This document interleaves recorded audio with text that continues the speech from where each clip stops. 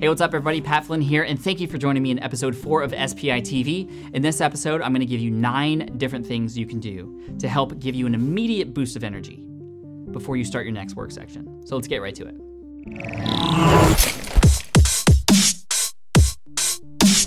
Number 1, you can wash the dishes. What? How does that matter? Well, when you wash the dishes, you're cleaning stuff, you're getting stuff done, your wife's happy too, but during that time, you're transitioning into work mode. It's really hard to just jump into your office or in that seat and start working. Washing the dishes and getting stuff done is gonna help you. Trust me, it sounds so weird, but I got this tip from Yaro Staruk at entrepreneursjourney.com, and it completely helps. And also, happy wife, happy life. Number 2, clear your workspace. Now, in an ideal world, before you left that workspace, it would be clean and clear of clutter. But if not, do that thing first, because there's nothing more distracting than that little thing here and that little thing there. And subconsciously, those things just distract you from what you need to focus on. So make sure that before you stop your next work session that you clean up. But if you are going into a work session and things aren't clean, just do it. It works in the same way as washing the dishes. It's gonna clear your mind. It gets you so excited for what you're doing next. All right, number 3, you wanna exercise. Go out for a walk, just 10 minutes. If you have an erg, which is a rowing machine, Tim Ferriss talks about this, he gets on that before he starts writing and doing stuff. I like to do some jumping jacks and push-ups. That's how I look jacked. Not really, that's kind of sad that I said that on this video, but that's okay. Just do some sort of exercise. I know Michael Hyatt, he likes to jump on a trampoline that he has in his office. Just move around a little bit, do something. It's gonna get you pumped up, and then you can start your work mode. Just make sure you move around a little bit and get your heart pumping before you use some of that brain power. All right, number 4, set a timer. Now they have this thing called the Pomodoro technique where you set your timer for, I think, 15 or 25 minutes, and that's the amount of time you work. It doesn't have to be that, but just the idea of setting a timer and having it count down to when it hits 0, that will get your mind in that right mindset. It sort of trains you, or you've been trained over time to sort of respond to that sort of, that countdown timer. So set a timer for yourself, and that's actually good because then you can stop working, take a break, maybe go on a little walk or do some jumping jacks, and then come back at it. It really does work. So set a timer for yourself.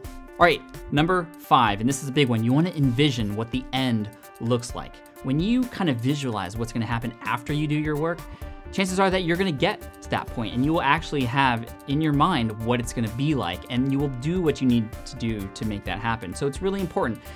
What is that reward that you have at the end of it? So maybe it's spending time with your kids. I mean, that's what I think about when I work, because I want to spend as much time with my kids as possible. So I envision the end, a complete job, but also what I get to do afterwards. And that completely motivates me and stops me from all the distractions, because I know that every second I waste on Facebook or Twitter or whatever is a second that I take away from the work that I should do, and also the time I have with my kids. Number 6, read or say an inspirational quote. It totally works. That's why I include them at the end of every Ask Pat episode. And my favorite quote right now that should pump you up while watching this video is, "You cannot build a reputation on what you're going to do." Wow. That should pump you up. All right, number 7, listen to music that pumps you up. I don't care what kind of music it is, but you're an athlete. You are putting your body in a state of mind or mode where you're gonna get a lot of stuff done and do good work. So like athletes do, pump yourself up with good music. For me, it's like some hip hop, or I might even get into some flamenco music. I know that sounds weird, but for some reason just totally pumps me up. Whatever pumps you up, listen to it for like 5 minutes before you get going. Maybe you can combine it with number 1 and wash the dishes while listening to music and getting your juices going and flowing, and then that's how you can get stuff done right when you sit down. You turn it off and you're in that work mode that you need to be in. All right, number 8, drink a glass of water before you get started, or drink a cup of coffee. For me, coffee works really well. For my wife, she doesn't respond really well, but when she just gets a drink and clears her throat a little bit, totally, it just works because we're all made of water, and a lot of us love coffee, and that helps stimulate us as well. Whatever the case may be, just get yourself a glass of water, be hydrated, because you cannot function when you're dehydrated. So get a glass of water or drink a cup of joe.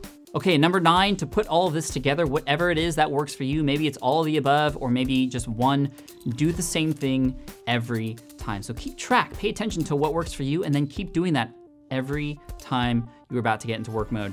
That's how you can establish this habit, and how you can bust through those brick walls that are gonna face you when you're working, and how you can stay at the top of your game. So that's what it's all about. Those are the 9 things. You can pick your favorite, start with one. Let me know what you think, and do you have anything I don't know why my voice just did that. Do you have anything that you do to get yourself into productivity mode and work mode? So share here on the blog or on YouTube, or if you're watching this on iTunes in the video podcast, head on over to watchspi.tv and find episode 4. You can leave comments there. Thank you so much. I can't read. I can't wait to read. That's really weird, and you're probably not gonna edit that out, are you, Caleb? No, you're gonna keep that in, okay. I can read. That's how I'm able to do this right now. But I can't wait to read what you have to share. Thank you so much. I'll see you in episode 5 of SPI TV. Thanks, guys.